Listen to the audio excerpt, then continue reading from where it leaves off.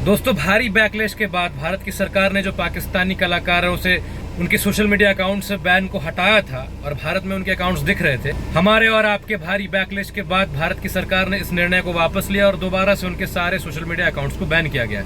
सवाल यहाँ पर यह आता है कि आखिर भारत की सरकार ने इन बैन को हटाया क्यों था, जिनको भारत की सरकार ने ये कहते हुए बैन किया था कि भारत में टेरर और टॉक्स एक साथ नहीं होंगे, भारत में आतंक और दोस्ती एक साथ नहीं चलेगी। पहलगाम टेरर अटैक्स और ऑपरेशन सिंदूर के बाद इन सारे सोशल मीडिया अकाउंट्स को भारत में बैन किया गया था, इन सारे यूट्यूब चैनलों को बंद किया गया था। और जब बंद किया गया था तब बहुत बड़े बड़े होर्डिंग्स लगे थे, बहुत ऊंचे शोर किए गए थे कि देखो हम ऐसी सरकार हैं, हम ऐसे लोग हैं जो नहीं टॉलरेट करेंगे पाकिस्तान को इस प्रकार की एक्टिविटीज करते करते हमसे दोस्ती रखते हुए, या फिर अगर पाकिस्तान हमारे सैनिकों को टारगेट करे, पाकिस्तान हमारे भीतर घुसकर हमारे सिविलियंस को मारे और फिर पाकिस्तानी एक्टर्स को, पाकिस्तानी कलाकारों को भारत में मंच प्रोवाइड करके, भारत में प्लेटफॉर्म प्रोवाइड करके भारत से पैसे कमाने की इजाजत भारत नहीं दे सकता। ये कहते हुए भारत की सरकार ने अपनी पीठ थपथपाई थी और कहा था कि ऑपरेशन सिंदूर जारी रहेगा। अगर ऑपरेशन सिंदूर जारी है सर, तो फिर ये बैन क्यों हटाए गए, वो भी चोरी छुपे, बिना देश को बताए।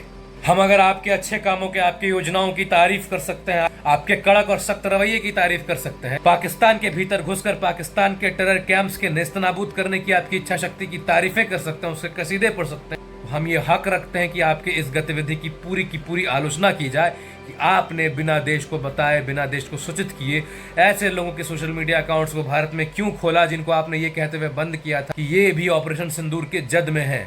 क्यों खोला आपने? क्या ऑपरेशन सिंदूर खत्म हो गया? क्या आपने केवल इसको चुनावी रणनीति के लिए किया था? अगर ऐसा है सर, तो चुनाव अभी खत्म नहीं हुआ। हम सवाल पूछेंगे, हम आवाज उठाएंगे, हम हर उस एक्टिविटी के खिलाफ जाएंगे जो हमें लगेगा कि ये हमारे देश की जनता के भावनाओं के विपरीत जा रही है, और ये हमारे विपरीत जा रही है सर। ऑपरेशन सिंदूर को जिस प्रकार से हमने अपने दिल में लगाया है, ऑपरेशन सिंदूर की कीमत जो हमने अपने सर पर रखी है, ये कोई खिलौना नहीं है। अगर आपने इन पाकिस्तानी अकाउंट्स के बैन को हटाना सही समझा, मैं कहता हूँ कि आपने बहुत ही गलत समझा था और दोबारा आपने ये जो बैन इम्पोज किया, ये डिसीजन आपका बिल्कुल सही है। क्योंकि अगर सरकार से कुछ गलती होती है तो जनता का ये कर्तव्य बनता है कि वो बैकलैश के माध्यम से, वो आलोचना के माध्यम से सरकार को ये जनाए कि आपकी ये चीजें देश की भावनाओं के अगेंस्ट जा रही हैं। और मैं आपको साधुवाद दूंगा कि आपने फिर से इस बैन को इम्पोज किया। और एक चीज जो अभी भी मुझे खल रही है सर, कि अब तक पाकिस्तान के साथ होने वाले क्रिकेट पर कोई निर्णय नहीं आया। 20 जुलाई को जो एक मैच होने वाला है, एग्जीबिशन मैच, हाँ दुबई के सरजमीन पे होगा, लेकिन पाकिस्तानियों के साथ क्यों होगा? 7 सितंबर को जो आप शेड्यूल कर रहे हो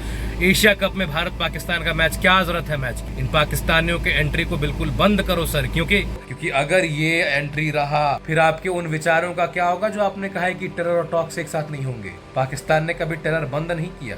या कहीं आप उन पैसों के पीछे जा रहे हो जो पैसा भारत और पाकिस्तान जब क्रिकेट खेलता है तब भारत कमाती है। डिज्नी हॉटस्टार ने पिछले 2023 में भारत और पाकिस्तान के बीच में जो मैच खेला गया था, उस मैच के दौरान सारे व्यूअरशिप के रिकॉर्ड्स तोड़ दिए थे, मिलियंस बिलियंस में व्यूज आ रहे थे। क्या आप कहीं उन व्यूज से कमाए हुए पैसे के पीछे तो नहीं भाग रहे हो? कहीं आप ये तो नहीं सोच रहे हो कि सितंबर 2025 में एशिया कप होना है, 7 सितंबर को भारत और पाकिस्तान का मैच शेड्यूल हुआ है, तो उससे पहले ये रास्ता बना लिया जाए? नहीं सर, हम उतने बेवकूफ नहीं है, हमें नहीं चाहिए match. We don't want any cricket with them. अगर उनके साथ डील नहीं हो सकते, उनके साथ ऑपरेशन सिंदूर जारी रहेगा, इसका मतलब तो आप कभी भी इंडस वाटर का पानी खोल लोगे और कहोगे कि चलो ठीक है, खत्म करते हैं ऑपरेशन सिंदूर। अगर आपके करनी और कथनी में फर्क निकल गई, इस सरकार से मैं बात कर रहा हूँ, तो फिर भारत की जनता किसी पर भी भरोसा नहीं कर पाएगी। आप पर आंख मूंद कर भरोसा है हमें। अगर आपसे ये गलती हो गया तो आप इस गलती को वापस लो। क्या आपने नहीं देखा कि दिलजीत दोसांझ ने हानिया आमिर के साथ जो मूवी भारत में रिलीज तक नहीं की, विदेशों में वो मूवी रिलीज की गई, उसके बाद भी दिलजीत दोसांझ का किस प्रकार से विरोध चला? कोई भी इस चीज से छूटेगा नहीं। अगर कोई ये सोच रहा है कि मेरी छवि तो राष्ट्रवादियों की है तो मैं ये काम कर लूंगा और मुझे कुछ नहीं होगा, मुझे इफेक्ट नहीं पड़ेगा, यू आर रॉन्ग। देश के जनता के भावनाओं के विपरीत जो भी चीजें जाएंगी, सबका विरोध होगा, एक चीजों का विरोध होगा। बीसीसीआई को चाहिए कि एशिया कप का बॉयकॉट करे। अरे किस बात का मैच खेलना है हमें पाकिस्तान के साथ और बांग्लादेश के साथ? दोनों देश तो हमारे खिलाफ खड़े। पाकिस्तान का तो भद्दा रवैया, गंदा रवैया भारत के खिलाफ ये छुपे नहीं छिपाया जा सकता है। बांग्लादेश क्या कम कर रहा है? अभी हमारे हिंदू दुर्गा मंदिर को तोड़ दिया गया, हमारे हिंदू महिलाओं के साथ वहां पर रेप किया जा रहा है, फिर भी हमें उसके साथ मैच खेलना है। उनके साथ मैच खेल के हमें कितना ही फायदा हो जाएगा? कह दे भारत की सरकार की क्राउड फंडिंग करना है, भारत की जनता से अपील कर दे कि 10-10 रुपए भारत का हर एक व्यक्ति दे, सब 10-10 रुपए दे देगा आपको। जितने पैसे आपको उस मैच से कमाने हैं, उतने पैसे तो आप ऐसे क्राउड फंडिंग से कमा लोगे। क्या जरूरत है मैच खेलने का? We don't need any sort of relationship with Pakistan और बांग्लादेश। जब आपने ये बैन लगाया था तब तो आपने अपनी छाती ठोकी थी 56 इंच वाली ना, कि हमारी इच्छा शक्ति दृढ़ है, भारत के अगेंस्ट जो भी विचारें जाएंगी भारत उसको टॉलरेट नहीं करेगा, भारत के प्लेटफॉर्म्स उनको नहीं मुहैया करवाए जाएंगे पैसे कमाने के लिए। आज क्या हो गया, क्या हो गया आज? क्यों चोरी छुपे ये बैन हटा दिया गया? अभी जब मैं ये वीडियो बना रहा हूँ और इंस्टाग्राम में जाकर चेक कर रहा हूँ, इंस्टाग्राम पे उनके अकाउंट्स अभी भी शो नहीं हो रही है, ना हानिया आमिर की, ना शाहिद अफरीदी की, ना मावरा हुसैन की, लेकिन बुधवार को इनके सारे अकाउंट्स विजिबल थे।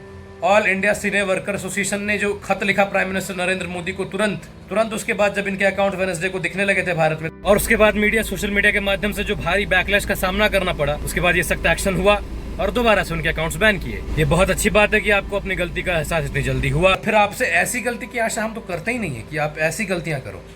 नो, आपका इमेज हमारे दिल में एक अलग है, आपको हम अपने जैसा मानते हैं, आपको हम राष्ट्रवादी मानते हैं, इसीलिए तो आपको 15 वर्षों से जिता रहे हैं। आपसे गलती की उम्मीद की ही नहीं जा सकती।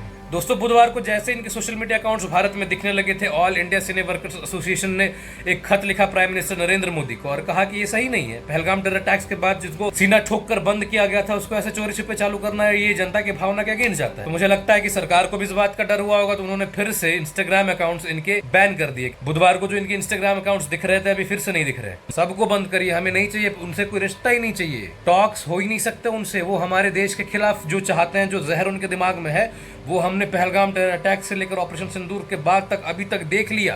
पहले हम भी सोचते थे कि वहां की जनता तो ठीक होगी, अरे नहीं ठीक है भाई, हमें वहां की जनता से कोई मतलब ही नहीं रखना। और आपके इस एक्टिविटी से हमें संदेह हो रहा है सर, आप पर आंख मूंद कर भरोसा करते हैं हम। कल को आप सिंधु का पानी खोल दोगे और हमें बैक चैनल के माध्यम से मालूम चलेगा कि पाकिस्तान में तो पानी जा रहा है सिंधु का, फिर जो हम अभी अपना सीना ठोकते चल रहे हैं कि हमारे सरकार की कथनी और करनी में फर्क नहीं है, हम भारत के लोग बिल्कुल स्ट्रांग है, वे किसी के आगे नहीं झुकने वाले, फिर तो हमारा टाइम फिक्स हो जाएगा। ये बुरा हुआ है, ये बहुत गलत हुआ है, आपको एक्नॉलेज करना चाहिए इस चीज़ को और देश की जनता के सामने आकर आपको बताना चाहिए कि ये क्यों हुआ। देश की जनता की राय क्या है इसमें कमेंट बॉक्स में जरूर देना। राम राम।